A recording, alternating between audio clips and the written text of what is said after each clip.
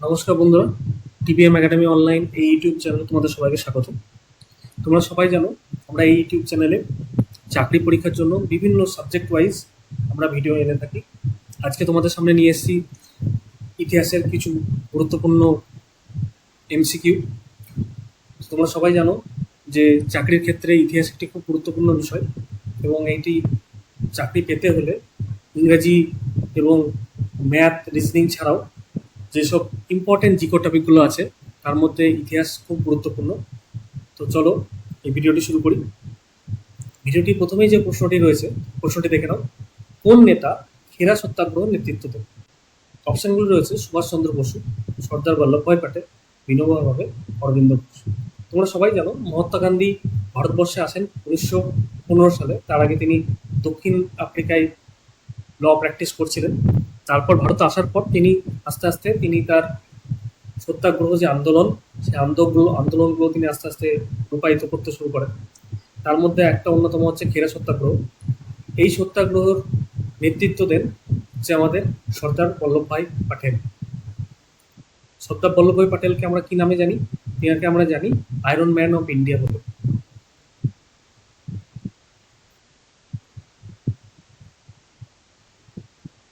এবং তিনি কি ছিলেন? তিনি ছিলেন ভারতের প্রথম স্বরাষ্ট্রমন্ত্রী।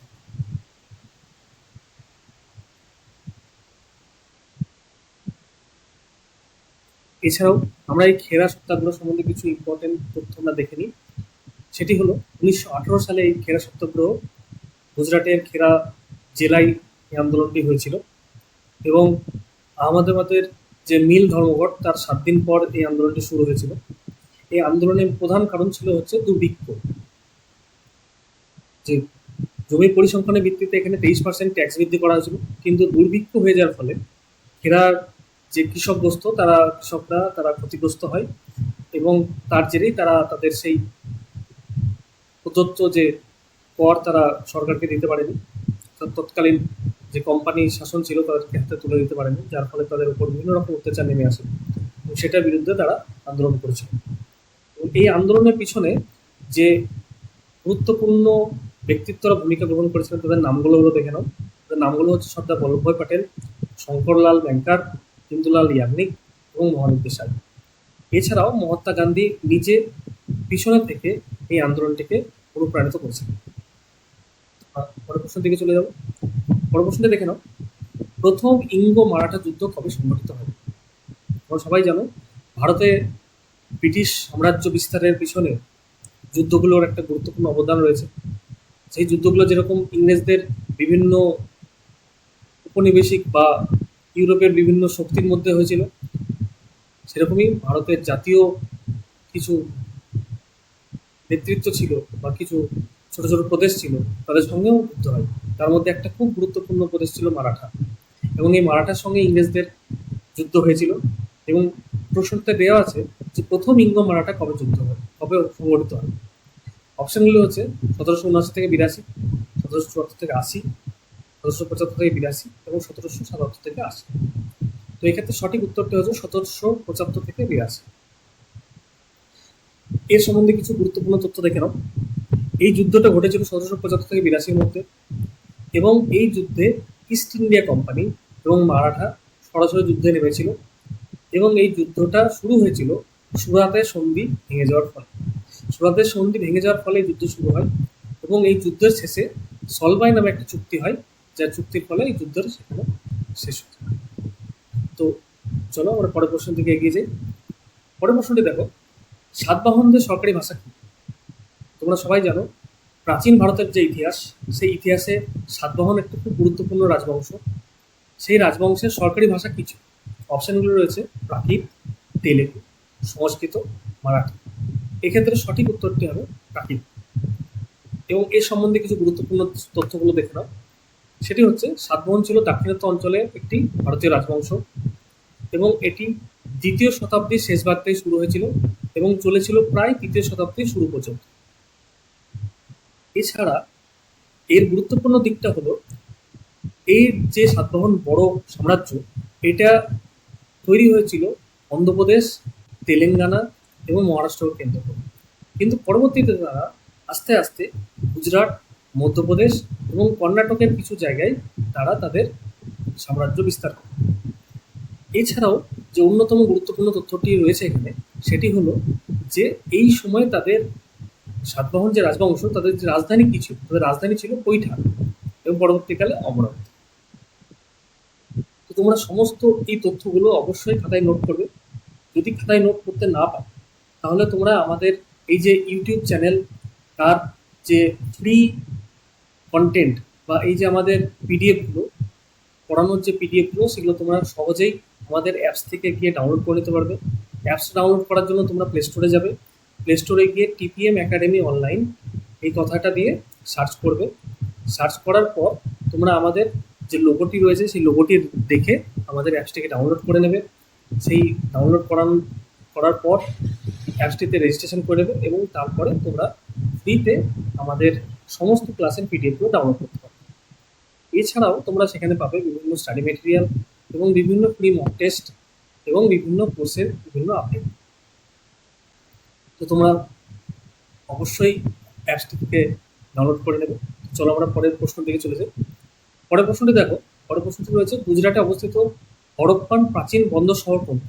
তোমরা সবাই জানো যে আমাদের ভারতের প্রাচীন যে সভ্যতা, তার নাম হচ্ছে হরপ্পা মহেঞ্জোদারো সভ্যতা। সেই সভ্যতার প্রাচীন বন্দরটি কোনটা ছিল? অপশনগুলো রয়েছে দেখো, রূপার, লোথাল, সুরপদ্দা, ধোলার। তো সঠিক উত্তরটি হবে লোথাল। এবং এর সম্বন্ধে তোমরা কিছু গুরুত্বপূর্ণ তথ্য জেনে নাও। সেটা হচ্ছে, লোথাল অবস্থিত হচ্ছে গুজরাটের সৌরাষ্ট্রে, যেটা 1947 সালে পরে সেটাকে সন্ধান পাওয়া যায়। এবং এই যে লোথালের যিনি সন্ধান করেছিলেন, সেই প্রত্নতাত্ত্বিক বিজ্ঞানীর নাম ছিল ডক্টর এস.আর. রাও। এটা একটা খুব গুরুত্বপূর্ণ তথ্য। তোমরা অবশ্যই তথ্যগুলো মন দিয়ে দেখবে এবং ভিডিওটিকে ভালো লাগলে অবশ্যই লাইক করে দেবে, শেয়ার করে দেবে, চ্যানেলটিকে সাবস্ক্রাইব করে রাখবে। তো দেখো পরের প্রশ্নটি দেখি। পরের প্রশ্নে দেখো, ব্যক্তিগত সত্যাগ্রহ শুরু করা প্রথম ব্যক্তি কে? তোমরা সবাই জানো ব্যক্তিগত সত্যাগ্রহ শুরু করেছিল যেই ব্যক্তি, তিনি জওহরলাল নেহরুর, মহাত্মা গান্ধীর খুব একজন ঘনিষ্ঠ ব্যক্তিত্ব ছিলেন।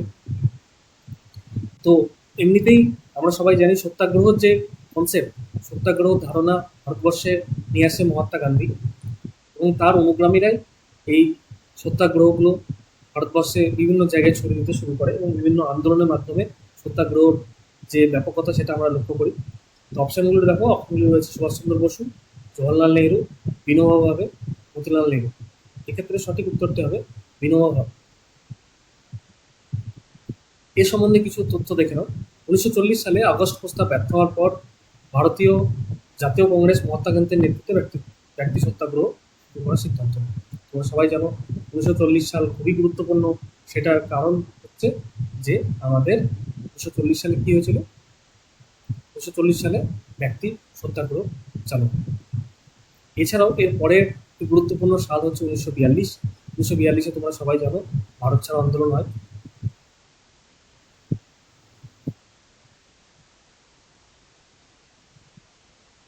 এবং 1947-এ আমাদের ভারত স্বাধীন হয়েছে। চলো আমরা পরের প্রশ্নের দিকে এগিয়ে যাই। পরের প্রশ্নটি দেখে নাও, কোন তুর্কি দিল্লি সালতানাত শাসক ধর্মকে রাজনীতি থেকে আলাদা করেছে? অপশনগুলো দেখো, অপশনগুলো রয়েছে আলাউদ্দিন খিলজি, জালালউদ্দিন খিলজি, কুতুবউদ্দিন আইবক, ইলতুৎমিশ। তো এক্ষেত্রে সঠিক উত্তরটি হবে আলাউদ্দিন খিলজি। আলাউদ্দিন খিলজি তোমরা সবাই জানো খিলজি বংশের একজন রাজা ছিলেন এবং এনার সম্বন্ধে কিছু তথ্য দেখে নিই আমরা। দেখো, আলাউদ্দিন খিলজি প্রধানত একজন তুর্ক আফগান একজন সম্রাট ছিলেন। তার আসল নাম ছিল আলী গুরসা এবং তিনি তার শাসনামলে প্রশাসন, রাজস্ব, সমাজ ও বাজারের যে দাম সে সম্বন্ধে একটি গুরুত্বপূর্ণ পরিবর্তন নিয়ে আসেন। এবং তার যে পূর্ববর্তী শাসক, তার নাম ছিল জালালউদ্দিন খিলজি, তার তিনি জামাতা ও ভাগ্নে ছিলেন। আমরা সবাই জানি আলাউদ্দিন খিলজির যে সমাধি, সেটি একটি মাদ্রাসায় অবস্থিত, যাকে ইসলামিক স্কুলও বলা হয়। এবং তিনি কুতুব মিনার, মেহরৌলি স্তম্ভ, এগুলো তার তৈরি করা এবং এগুলি দিল্লিতে অবস্থিত। এবং আমরা এটাও জানি যে তিনি 1315 সালে তিনি নিজেই তার নিজের সমাধি তৈরি করে গেছেন। তো আমরা পরের প্রশ্ন দিকে চলে যাবো। দেখো পরের প্রশ্নটি রয়েছে, দেখো এটি প্রাচীন ভারতের একটা দাক্ষিণাত্য শাসনের ওপর একটা তৈরি একটা প্রশ্ন। প্রশ্নটি দেখো, কোন পল্লব শাসকের বাতাবিকুণ্ড উপাধি রয়েছে? তোমরা সবাই জানো এই প্রশ্নটি খুবই গুরুত্বপূর্ণ এবং বিভিন্ন সময়ে বিভিন্ন চাকরির পরীক্ষায় এই প্রশ্নটি দেখা গেছে। তো এর অপশনগুলো দেখো, অপশনগুলো রয়েছে মহেন্দ্র বর্মা, নরসিংহ বর্মা, বীরসিংহ বর্মা, অনিন্দ্য বর্মা। তো এই ক্ষেত্রে সঠিক উত্তরটি হচ্ছে নরসিংহ বর্মা। তো এর সম্বন্ধে আরও কিছু জিনিস আমরা একটু দেখে নেব। দেখো, নরসিংহ বর্মা ছিল একজন পল্লব রাজা। তিনি 630 থেকে 668 খ্রিস্টাব্দ পর্যন্ত দক্ষিণ ভারত শাসন করেছিলেন। তিনি চালুক্য রাজাকে পরাজিত করে বাদামি অর্জন করেন এবং তারপর থেকে নাম হয় তার বাদামি কন্যা। তোমরা সবাই জানো যে চালুক্য এবং পল্লব এগুলো দাক্ষিণাত্যের খুব গুরুত্বপূর্ণ রাজবংশ। চলো আমরা পরের প্রশ্নটি দেখে নিই। পরের প্রশ্ন রয়েছে, কোন হরপ্পা এলাকায় ঘোড়ার হাড় পাওয়া যায়? অপশনগুলো রয়েছে লোথাল, কালীমঙ্গাল, সুরকুত্তা, গলি। তোমরা সবাই ভিডিওতে একটু আগেই দেখলে যে লোথালটা আমরা পড়লাম, লোথালটা জানলাম। লোথালটা ছিল কি আমাদের বন্দর শহর। প্রাচীন ভারতের প্রথম বন্দর শহর হচ্ছে লোথাল। কিন্তু ঘোড়ার হাড় প্রথম পাওয়া গিয়েছিল সেটা হচ্ছে সুরকুত্তা। এক্ষেত্রে সঠিক উত্তরটি হয়ে যাবে সুরকুত্তা। তো সুরকুত্তা সম্বন্ধে আমরা কিছু গুরুত্বপূর্ণ তথ্য জেনে নেব। দেখো, এটি গুজরাটের কচ্ছ জেলায় অবস্থিত এবং এইখানে ঘোড়ার হাড় ব্যাপক হারে পাওয়া গেছে এবং আমাদের যে প্রাচীন ভারতের ইতিহাসে যে ঘোড়ার ব্যবহার তার অন্যতম নিদর্শনের পয়েন্ট হয়ে রয়েছে যে সুরকুত্তা। পরের প্রশ্নটি দেখে নাও। পরের প্রশ্নটি রয়েছে, কার মতে আর্যরা মধ্য এশিয়া থেকে ভারতে অভিবাসী হয়েছে? তো এখানে গুরুত্বপূর্ণ কিছু হিস্টোরিয়ানের নাম আছে। তার মধ্যে দেখো, ম্যাক্স মুলার, বাল গঙ্গাধর তিলক, বীর সাভারকার, মহাত্মা গান্ধী। এক্ষেত্রে সঠিক উত্তরটা হবে ম্যাক্স মুলার। ম্যাক্স মুলারের মতামতটা একবার দেখে নাও। তিনি 1850 সালে এই মতামতটি দিয়েছিলেন। তিনি প্রধানত যেটি বলেছিলেন সেটি হচ্ছে যে আর্যরা প্রধানত দুটি ভাগে ভাগ হয়, একটা পশ্চিম এবং একটা পূর্ব। যারা পশ্চিমে যায় তারা ইউরোপের দিকে চলে যায় এবং যারা পূর্বের দিকে আসে তারা ভারতবর্ষের দিকে চলে আসে। তো আমরা পরের প্রশ্নটা দেখে নেব। পরের প্রশ্নে দেখো, কোন নির্মাণটি ফতেপুর সিক্রির প্রধান প্রবেশদ্বার গঠন করে? অপশনগুলো দেখো, অপশনগুলো রয়েছে বুলন্দ দরওয়াজা, পঞ্চমহল, মতি মসজিদ, মানসর। তো সঠিক উত্তরটি হবে বুলন্দ দরওয়াজা। তোমরা সবাই জানো বুলন্দ দরওয়াজা বা বিজয়ের দরজা, যেটা 1575 সালে তৈরি হয়েছিল। এটি কে তৈরি করেছিলেন? এটি তৈরি করেছিলেন মুঘল সম্রাট আকবর। তিনি তার গুজরাটের জয়ের স্মরণ করে রাখার জন্য এটিকে তৈরি করেছিলেন। এটি আগ্রা থেকে প্রায় 43 কিলোমিটার দূরে অবস্থিত এবং ফতেপুর সিক্রি এবং জামে মসজিদের এটি একটি প্রধান দ্বার। চলো আমরা পরের প্রশ্নটি দেখে নিই। পরের প্রশ্নটি রয়েছে, দিল্লি সালতানাত প্রশাসনের অধীনে অর্থ বিভাগের প্রধান কে? তোমরা সবাই জানো যে দিল্লি সালতানাত, দিল্লিতে মুঘল শাসন এর আগে যে সুলতানি শাসন, সেই সুলতানি শাসন এবং মুসলিম শাসন ভারতে প্রথম এই শাসন এর মাধ্যমে আসে। তো যে দিল্লিতে যে সালতানাত প্রশাসন ছিল তার প্রধান, অপশনগুলো দেখো, প্রধান কে ছিলেন তার অপশনগুলো রয়েছে মুফতি, আমিন, চৌধুরী, উজির। তো এক্ষেত্রে সঠিক উত্তর হবে উজির। তোমরা সবাই জানো দেওয়ান ই ওয়াজিরাত বলে একটা পোস্ট ছিল, যে পোস্টটা প্রায় মন্ত্রী সমতল একটা পোস্ট এবং সেই পোস্টের যিনি ব্যক্তি ছিলেন তার হাতে টোটাল যে অর্থ বিভাগ সালতানাতের, সেই অর্থ বিভাগটা তার উপর বর্তাত। তো এই সম্বন্ধে কিছু গুরুত্বপূর্ণ তথ্য দেখে নাও যে দিয়ানি গুজরাট, তিনি অ্যাকচুয়ালি ছিলেন উজির এবং তার দেখাশোনা, আর্থিক সংস্থার দেখাশোনা তিনি করতেন এবং এক্ষেত্রে তিনি বিভিন্ন সময়ে সুলতানের পরিবর্তে বিভিন্ন সামরিক অভিযানগুলো তিনি পরিচালনা করতেন। চলো আমরা পরের প্রশ্নটি দেখে নিই। পরের প্রশ্ন শুরু করার আগে তোমাদেরকে আরেকবার মনে করে দিই যে তোমরা যারা এই ভিডিওটি দেখছো, তোমরা এই ভিডিওটির পিডিএফটা বিনামূল্যে পেতে তোমরা আমাদের যে টিপিএম একাডেমি অনলাইন অ্যাপ যেটা রয়েছে সেই অনলাইন অ্যাপটি তোমরা প্লে স্টোর থেকে ডাউনলোড করে নেবে, বা আমাদের যে ভিডিও ডিসক্রিপশন সেখানে লিঙ্কটি রয়েছে, সেখানে গিয়ে আমাদের অবশ্যই অ্যাপটিকে তোমরা ডাউনলোড করে নেবে এবং আমাদের এই ভিডিওর যে পিডিএফ সেটি ফ্রিতে তোমরা পেতে পারো। এছাড়াও তোমরা অন্যান্য যে আমাদের ভিডিওগুলি রয়েছে তার পিডিএফগুলো সেখান থেকে পেতে পারো, বিভিন্ন মক টেস্টগুলো সেখান থেকে তোমরা ওখান থেকে অ্যাটেন্ড করতে পারো। ছোটো ছোটো ছোটো ছোটো আমরা এই ভিডিওর বিভিন্ন স্টাডি মেটেরিয়ালে কুইজ এবং বিভিন্ন স্টাডি মেটেরিয়াল আমরা এই অ্যাপগুলোতে আপলোড করে থাকি, তোমরা সেগুলো গিয়ে ওখানে চেক আউট করতে। তো পরের প্রশ্নটি দেখে নাও। পরের প্রশ্নটি হচ্ছে, বাহমনি সাম্রাজ্যের বিজাপুর রাজ্যের প্রতিষ্ঠাতাকে? অপশনগুলি রয়েছে কুলি কুতুব শাহ, মালিক আহমেদ, আমির আলী বাড়ি, ইউসুফ আদিল শাহ। তো এক্ষেত্রে সঠিক উত্তরটি হবে ইউসুফ আদিল শাহ। তো বাহমনি সাম্রাজ্য সম্বন্ধে কিছু আমরা জিনিস জেনে নেব, সেগুলো দেখো। বাহমনি সাম্রাজ্য ছিল দাক্ষিণাত্যের একটি মুসলিম রাজ্য এবং এটা 1347 সালে আলাউদ্দিন হাসান বাহমন শাহ এটা প্রতিষ্ঠা করেছিলেন এবং এটি ছিল দক্ষিণ ভারতের প্রথম ইসলামিক স্বাধীন রাজ্য। দক্ষিণ ভারতের প্রথম ইসলামিক স্বাধীন রাজ্য ছিল। তো চলো আমরা পরের প্রশ্নটি দেখে নিই। পরের প্রশ্নটি দেখো, পরের প্রশ্নটি মুঘল আমল থেকে। পরের প্রশ্নটি আছে, আকবরনামার রচয়িতা? অপশনগুলো রয়েছে মোহাম্মদ খান, আব্দুল হক, আবুল ফজল, ঈশ্বর দাস। এক্ষেত্রে সঠিক উত্তরটি হবে আবুল ফজল। তো এখানে আকবরনামা সম্বন্ধে আমরা কিছু জিনিস জেনে নিই। দেখো, আকবরনামা হচ্ছে তৃতীয় মুঘল সম্রাট আকবরের রাজত্বকালের আনুষ্ঠানিক বিবরণ। আকবরের রাজত্বকালটা খুবই গুরুত্বপূর্ণ।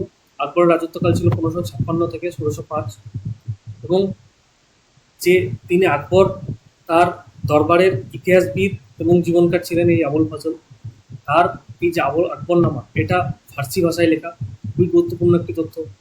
এবং এই আকবরনামাতে তার জীবন এবং তিনি যে সময় বসবাস করেছিলেন তার একটা ভিভিড ডেসক্রিপশন বা প্রাণবন্ত এবং বিশদ বিবরণ রয়েছে। পরের প্রশ্নটি দেখে নাও। পরের প্রশ্নটি হচ্ছে, কোন চুক্তি ভারতে তৃতীয় এবং চূড়ান্ত অ্যাংলো ফরাসি যুদ্ধের সমাপ্তি ঘটায়? অপশন এ পন্ডিচেরি চুক্তি, প্যারিস চুক্তি, মাদ্রাস চুক্তি, বাংলা সন্ধি। তোমরা সবাই জানো যে ভারতে তার অধিকার দখল করার জন্য ইংরেজ এবং ফরাসি দুটি গোষ্ঠী তারা নিজেদের মধ্যে যুদ্ধ করেছিল এবং এই যুদ্ধটা শুরু হয়েছিল তাদের যে অস্ট্রিয়া দখল করা নিয়ে। এবং ইউরোপের যে একটা অন্যতম জায়গা ছিল অস্ট্রেলিয়া, সেই অস্ট্রিয়া দখল করা নিয়ে তাদের মধ্যে যুদ্ধ শুরু হয় এবং সেই যুদ্ধটা 3টে ফেজে হয় এবং আমরা জানি যে ইংলো ফরাসির 3টে যুদ্ধ হয় এবং সেই যুদ্ধটা শেষমেশ শেষ হয় প্যারিস চুক্তির মাধ্যমে। তাহলে এক্ষেত্রে সঠিক উত্তরটি হবে প্যারিস চুক্তি। এই সম্বন্ধে আরও কিছু জেনে নেবো আমরা, দেখে নাও। 1763 সালে প্যারিস চুক্তি ফরাসি ও ভারতীয় ইংরেজদের মধ্যে যুদ্ধের অবসান ঘটায়। এটি প্রায় 7 বছর চলেছিল। এই চুক্তির শর্তাবলীতে ফ্রান্স তার উত্তর আমেরিকা মূল ভূখণ্ড বেশ কিছুটা ছেড়ে দেয় ব্রিটিশকে এবং এছাড়াও তারা ভারতে বেশ কিছু জয়ী স্থান ইংরেজদের হাতে তুলে দেয়। চলো আমরা পরের প্রশ্নটি দেখে নিই। পরের প্রশ্নে দেখো, গভর্নর জেনারেলকে যিনি পাঞ্জাবকে অধিভুক্ত করেছিলেন, যে কোন গভর্নর জেনারেল ভারতবর্ষের পাঞ্জাব প্রদেশকে তার শাসনের অন্তর্ভুক্ত করেছে? অপশনগুলো রয়েছে দেখো, Curzon, Dalhousie, Warren Hastings, William bent. তো এক্ষেত্রে সঠিক উত্তরটি হচ্ছে ডালহাউসি। লর্ড ডালহাউসি পাঞ্জাব প্রদেশকে তার রাজ্যের অন্তর্ভুক্ত করেছিলেন। এই সম্বন্ধে কিছু গুরুত্বপূর্ণ তথ্য আমরা দেখে নেব। দেখো, লর্ড ডালহাউসি তিনি ভারতের রেলপথ, টেলিগ্রাফ এবং পোস্টাল নেটওয়ার্ক তৈরি করেছেন। খুবই গুরুত্বপূর্ণ একটি তথ্য, তোমরা সবাই মাথায় রাখবে যে লর্ড ডালহাউসি ভারতে রেলপথের প্রবর্তক। তিনি প্রথম ভারতবর্ষে রেলপথ চালু করেন এবং তাছাড়াও তিনি পাবলিক ওয়ার্কার্স মানে পিডাব্লিউডির মতো সংস্থা তিনি তৈরি করেছিলেন। তো তার আমলেই গঙ্গা খালের কাজ শেষ হয়। এবং সবচেয়ে গুরুত্বপূর্ণ যেটা আমরা লর্ড ডালহাউসি সম্বন্ধে জেনে থাকি সেটা হচ্ছে ডক্ট্রিন অফ ল্যাপস, যেটাকে বাংলায় বলে সত্য বিলোপ নীতি। এই নীতির প্রবর্তন তিনি করেছিলেন। এই নীতি তিনি 1857 সালে প্রবর্তন করেছিলেন, যে নীতিটা সরাসরি সিপাহী বিদ্রোহকে ইনস্টিগেট করেছিল। চলো আমরা পরের প্রশ্নটা দেখে নিই। পরের প্রশ্নটি রয়েছে, কোন স্থলে স্থায়ী বন্দোবস্ত বা চিরস্থায়ী বন্দোবস্ত চালু হয়। অপশনগুলো রয়েছে 1793, 1795, 1794, 1797। তো এক্ষেত্রে সঠিক উত্তরটি হচ্ছে 1793। চিরস্থায়ী বন্দোবস্ত সম্বন্ধে আমরা কিছু গুরুত্বপূর্ণ তথ্য দেখে নেব। দেখো, 1793 সালে গভর্নর জেনারেল লর্ড কর্নওয়ালিস তিনি এই চিরস্থায়ী বন্দোবস্ত চালু করেছিলেন। এটি চালু হয়েছিল মূলত বাংলায়, মানে বঙ্গদেশে। সেখানে কোম্পানি এবং জমিদারের মধ্যে একটি প্যাক্ট হয়েছিল, চুক্তি হয়েছিল। সেই চুক্তির দ্বারা জমিদারদেরকে ট্যাক্স কালেকশনের সুযোগ দেওয়া হয় এবং এই আইনটাকে সান্ধ্য আইনও বলা হয়।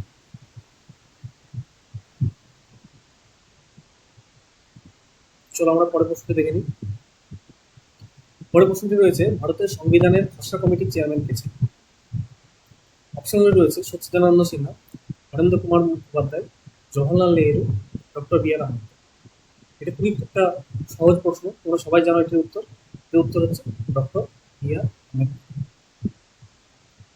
তো এই সম্বন্ধে আমরা একটু ডিটেলসে জেনে নেব। সেটা হলো 29 আগস্ট 1947 খসড়া কমিটির চেয়ারম্যান করা হয় বি আর আম্বেদকরকে। এবং এই কমিটির যে টোটাল সদস্য সংখ্যা, সেই সদস্য সংখ্যা ছিল 7। তার মধ্যে একজন ছিল চেয়ারম্যান, একজন চেয়ারম্যান ছিলেন এবং তার সঙ্গে 6জন আরও সদস্য ছিলেন।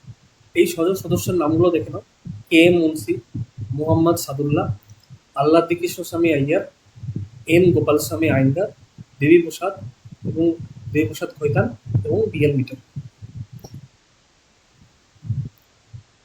পরবর্তী প্রশ্নটি দেখে নাও। পরবর্তী প্রশ্নটি রয়েছে, ভারতের প্রথম গভর্নর জেনারেল কে ছিলেন? অপশনগুলো রয়েছে ওয়ারেন হেস্টিংস, স্যার জন সোর, স্যার জন ম্যাকফারসন, ভার্মার ভিস্কাউন্ট মাউন্ট। তো সঠিক উত্তরটি হলো ওয়ারেন হেস্টিংস। ইনার সম্বন্ধে আমরা একটু ডিটেলসে জেনে নেব। তো দেখো, ওয়ারেন হেস্টিংস 1732 থেকে 1818 পর্যন্ত বেঁচে ছিলেন। তিনি 1772 সালে ফোর্ট উইলিয়ামের প্রেসিডেন্ট হন এবং সেখান থেকে প্রথম গভর্নর হন এবং 1785 সালে তিনি পদত্যাগ করেন। তো চলো আমরা পরের প্রশ্নটি দেখে নিই। পরের প্রশ্নটি রয়েছে, মহাভারতের বিখ্যাত যুদ্ধ কতদিনে সংঘটিত হয়েছিল? অপশন এ 365, বি 100, সি 14 আর ডি 18। তো এই ক্ষেত্রে সঠিক উত্তরটি হচ্ছে 18। মহাভারত যুদ্ধ 18 দিনে কমপ্লিট হয়েছে। তো মহাভারত সম্বন্ধে আমরা কিছু গুরুত্বপূর্ণ তথ্য দেখে নেব। সেটা হচ্ছে, মহাভারত একটা ভারতের অন্যতম গুরুত্বপূর্ণ কাব্যগ্রন্থ এবং এই কাব্যগ্রন্থকে ভারতও বলা হয়।